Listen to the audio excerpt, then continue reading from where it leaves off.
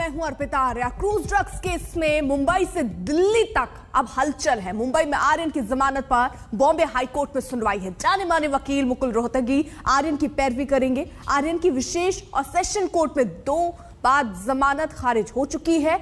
आज भी NCB bell का विरोध कर रही है। एनसीबी के जोनल डायरेक्टर समीर वानखेड़े तक जांच की आज आने से दिल्ली तक सरगर्मी है। वानखेड़े कल रात ही दिल्ली आए। आज एनसीबी के डीजी से वो मुलाकात करेंगे। 25 करोड़ की डील के आरोपों पर एनसीबी ने वानखेड़े के खिलाफ जांच शुरू की है। ड्रग्स की लड़ाई अब परिवार तक आती दिख रही है। महाराष्ट्र के मंत्री नवाब मलिक ने बर्थ सर्टिफिकेट ट्वीट कर फर्जीवाड़े का आरोप लगाया तो वानखेड़े और परिवार ने पलटवार कर दिया।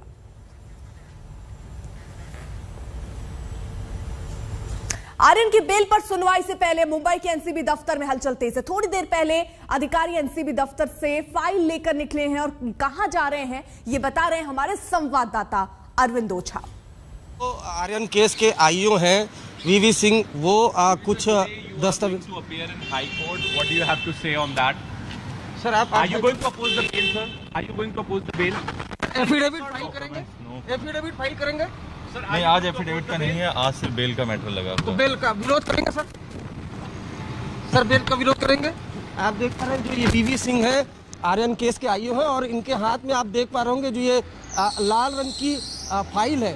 इसी फाइल में कुछ दस्तावेज है, वो दस्तावेज लेकर जा रहे हैं। बहुत मुमकिन है कि जो वकील है उनसे मिलने के लिए ये जा रहे हैं। तो वहीं दिल्ली में एनसीबी दफ्तर के बाहर समीर वानखेड़े के समर्थन में पोस्टर लगे हैं। यानी अब उनके समर्थन में जहां कुछ लोग हैं वहीं दूसरी तरफ आज उनसे 11 बजे ये बताया जा रहा है एनसीबी दफ्तर भी वो पहुंचेंगे। ये तस्वीरें हम आपको जो दिखा रहे हैं एनसीबी दफ्तर के बाहर, जहां समीर वानखेड़े को सलाम ये लिखा हुआ है, जनता आपके साथ है। तो समीर वानखेड़े पर जो आरोप लग रहे हैं कि 25 करोड़ का आरोप उन पर है कि आर्यन खान को छोड़ने के लिए 25 करोड़ की डिमांड की गई थी। 18 पर बातचीत तय हुई थी। 8 करोड़ तो इसमें समीर वानखेड़े को ही मिलने थे, लेकिन इन सारे मामलों पर समीर वानखेड़े ने कहा कि मैं जवाब दूंगा, ये सारे आरोप गलत है।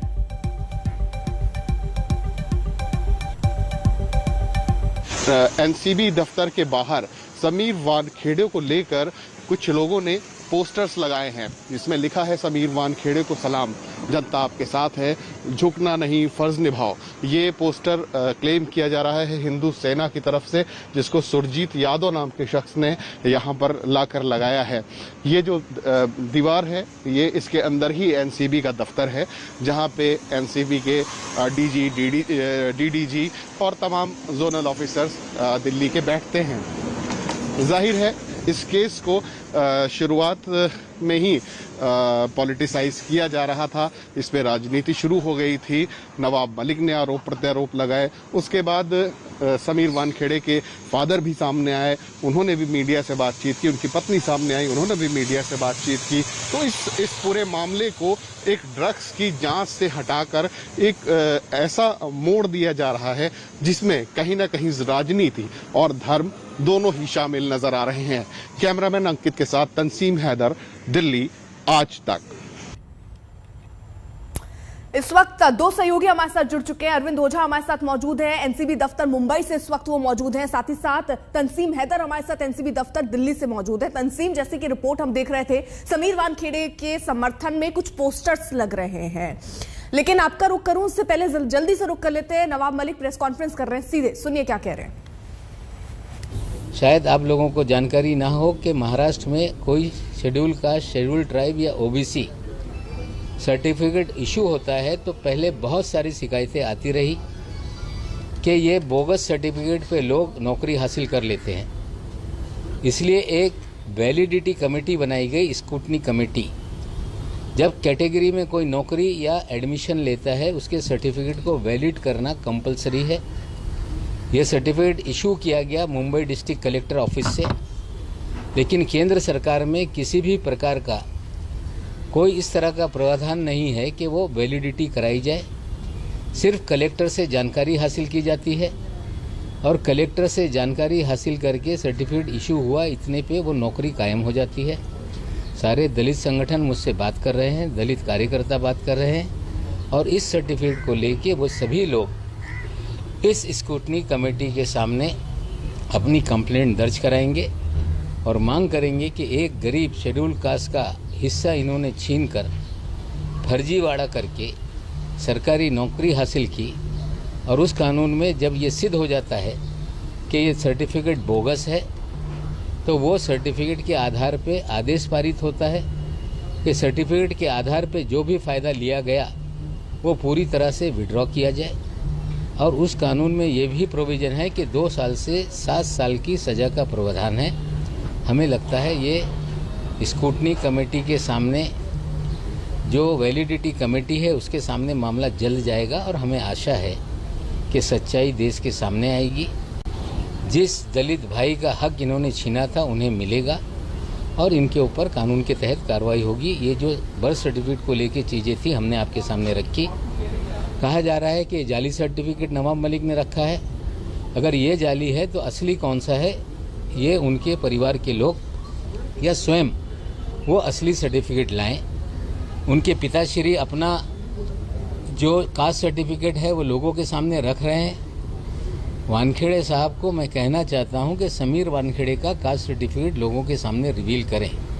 आप नहीं करोगे तो सरकारी दस्तावेज कोई कितना भी नष्ट करने का काम करे, कहीं ना कहीं वो चीज़ें होती हैं। जिस तरह के बर्थ सर्टिफिकेट हमने निकाले, सारे दस्तावेज हमारे लोग निकाल रहे हैं और जल्द ही ये मामला जो वैलिडिटी कमेटी है उसके सामने जाएगा।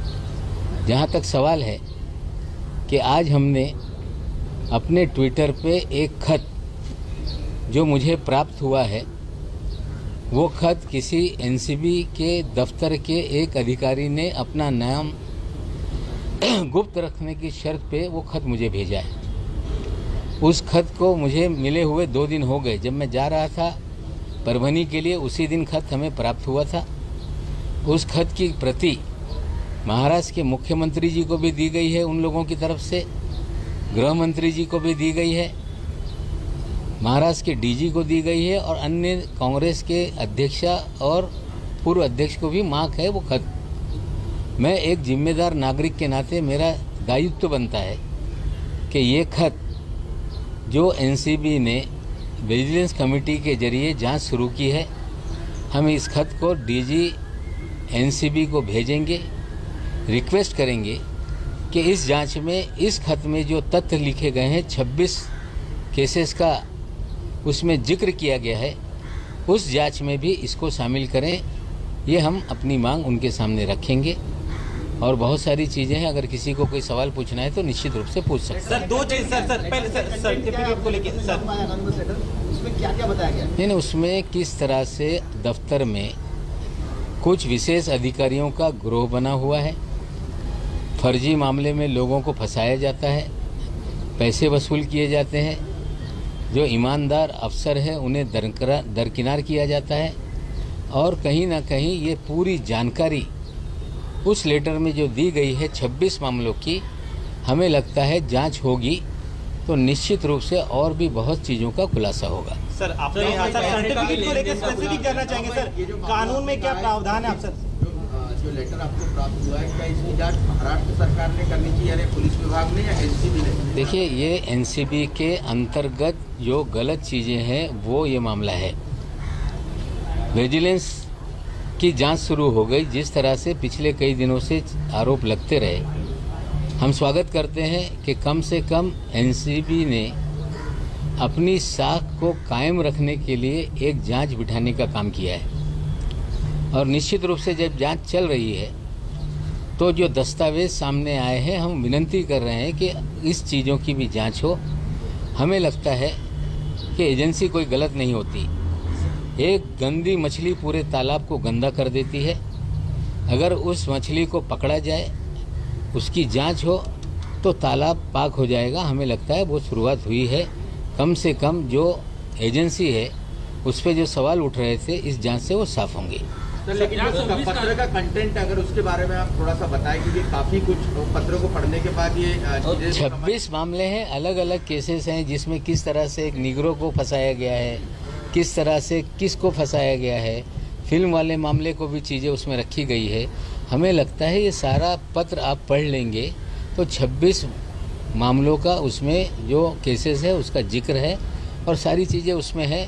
आप पढ़ के देख सकते हैं, मैंने ट्विटर हैंडल पे डाल दिया है और आप लोगों को भी मैं शेयर कर दूंगा। सर, उसमें राकेश अस्थाना जी का नाम का जिक्र जो है वो सामने निकल कर आ रहा है, गृह मंत्री अमित शाह जी का नाम उसमें लिखा गया है, उसमें क्या कुछ कहा गया, अगर आप विस्तार में थोड़ा सा देखिए, ऐसा है किसका क्या नाम लिखा है, मुझे किसी पे ये आरोप ये नहीं करना है कि भाई इनका हाथ है या उनका हाथ है। जो पत्र में लिखा गया है, हम चाहते हैं कि विजिलेंस के जरिए जो जांच हो रही है उस जांच का हिस्सा ये पत्र भी बने और इन सारी चीज़ों की भी जांच हो। सर इसमें वसूली का भी कोई जिक्र है कि कितनी वसूली हुई है, क्या वसूली? नहीं, देखिए, मैं पहले दिन से कह रहा हूँ वसूली हुई है। मैंने ये भी कहा था कि मालदीव में वसूली हुई है। जब हमने मालदीव में वसूली की बात कही तो वानखेड़े साहब कहने लगे मैं दुबई नहीं गया। हमने मालदीव और दुबई दोनों का जिक्र किया था उनकी बहन के ट्विटर जो इंस्टाग्राम हैंडल है उस पे से, लेकिन वे मालदीव गए थे, मालदीव में वसूली हुई, शहर में भी वसूली हुई और मुझे लगता है सारी वसूली लगभग 1000 करोड़ के ऊपर की वसूली का मामला है। जांच हो रही, चीज़ें सामने आएगी। सर, आपने सर्टिफिकेट का जिक्र किया था, 2 चीज़ आप प्लीज स्पेसिफिक कर पाए। एक तो कानून का प्रावधान क्या है, कोई धर्म बदलता है तो उसका कास्ट चला जाता है। सेकंड, इनके पिता ने कौन से वर्ष में निकाह करने के बाद अपना धर्म परिवर्तन किया था, उसके बाद का सीक्वेंस अगर आप बता पाए। देखिए, ऐसा है कि 26 जनवरी 1950 के दिन देश का संविधान देश को सुपुर्द करने के बाद डॉक्टर बाबा साहब अम्बेडकर ने एक वाक्य कहा था, वर्ण व्यवस्था से पीड़ित होके कि मैं हिंदू धर्म में पैदा तो हुआ हूँ लेकिन हिंदू धर्म में नहीं मरूंगा। उसके बाद लोगों को लगा कि डॉक्टर अम्बेडकर बाबा साहब ये धर्म परिवर्तन करने वाले हैं, तो 30 जनवरी 1950 के दिन एक प्रेसिडेंशियल ऑर्डर निकाला गया जिसमें ये कहा गया कि वे दलित जो हिंदू होंगे उन्हें ही शेड्यूल कास्ट का सारा लाभ मिलेगा। लेकिन बाद में आंदोलन बहुत सारे हुए, कबीरपंथियों ने आंदोलन किया, उन्हें उससे छूट दे दी गई, सिख भाइयों ने आंदोलन किया, उसे छूट दे दी गई और उसके बाद 1991 में वीपी सिंह जी के आने के बाद जो नव बौद्ध हैं, जो हिंदू महार अपनी जाति लिखते थे, निर्णय लेके नव बुद्धों को भी उसमें से छूट दी गई है। लेकिन आज भी देश में क्रिश्चियन और मुस्लिम अगर कोई कन्वर्ट करता है तो उसकी जाति समाप्त हो जाती है। ये देश के कानून में प्रावधान है। जहाँ तक आपने वानखेड़े साहब के बारे में, पिताजी के बारे में पूछा, वे 75 में मुंबई में पोस्ट हुए। पहली बिटिया का उनका जन्म 78 में हुआ है। इसका मतलब है ये शादी 76-77 के दरमियान कभी हुई है। वो निकाह नामे की भी खोज हम लोग कर रहे हैं और चीज़ें सामने आएगी। पिताजी का भी जो बेनिफिट है वो भी गलत तरीके से लिया गया आज तक, उनकी भी कंप्लेंट होगी। आज तक जितनी सैलरी उन्होंने ली है वो भी उन्हें वापस करना पड़ेगा, जो पेंशन है वो भी बंद होगी। तो सिर्फ एक मामला नहीं है, हमें लगता है कंप्लेंट 2-2 होगी। जो खत आपको मिला है, क्या आपको इसकी पुष्टि किसी ने पुष्टि की है कि एनसीबी की तरफ से ही आया है? देखिए, ऐसा है कि जो चीज़ें लिखी गई उसमें कुछ घटनाक्रम ऐसी है कि शहर के बहुत सारे लोग 6 तारीख के बाद मुझे आकर मिल रहे हैं। जो अलग अलग चीज़ लोग आके बता रहे हैं, जिन लोगों का इस्तेमाल किया गया है। मैं आपको बता दूं कि जिस तरह से प्रभाकर साली ने कहा कि मुझसे 8 से 10 कागजों पे ब्लैंक सिग्नेचर किए गए, एक और गवाह इसी तरह का मेरे पास आया था, वो डरा हुआ था। उसने कहा कि 50 कागजों पे मुझसे ब्लैंक सिग्नेचर लिए गए। वो एक जिक्र कर रहा था जो नाइजीरियन को फंसाया गया, उसी की खबर पे नाइजीरियन वाला मामला बना था। उसने जो जानकारी दी वो इस खत में है और कुछ लोगों ने जो जानकारी दी वो इस खत में है। इसलिए मुझे लग रहा है कि ये कहीं ना कहीं कोई अंदर का अधिकारी है जिसने ये जानकारी हमें मुहैया कराई। लेकिन इस खत को लेकर कई सारे सवाल भी उठ सकते हैं, क्योंकि आपने कहा इसके तो नवाब मलिक को आप सुन रहे थे, प्रेस कॉन्फ्रेंस कर रहे थे और सीधे तौर पर उन्होंने कुछ बोला कि उनके पास बाकायदा जो डॉक्यूमेंट्स हैं वो ट्वीट वो कर रहे हैं, इसकी जांच होनी चाहिए जब जांच आगे बढ़ रही है। फिलहाल रुक रहे एक छोटे से ब्रेक के लिए, आप देखते रहिए आज तक।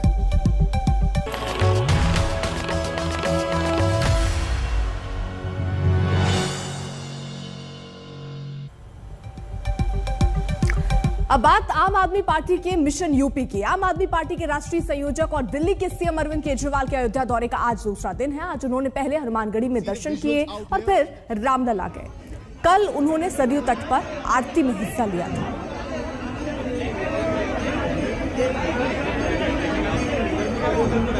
अभी तक बहुत आगे पहुंच जाना चाहिए, दुनिया का सबसे नंबर 1 देश होना चाहिए था। आज हमारे देश के अंदर गरीबी है, आज हमारे देश के अंदर शिक्षा है, आज हमारे देश के अंदर तरह तरह की बीमारियां हैं, भिन्न भिन्न समस्याएं हैं। तो मैं सभी देवताओं से प्रार्थना करता हूं, प्रभु श्री राम से प्रार्थना करता हूं कि मेरा भारतवर्ष जल्दी दुनिया का नंबर 1 देश बने और हम 130 करोड़ भारतवासी मिलके इसको संभव कर सकते हैं। ये मेरा दिल कहता है, ये हो सकता है।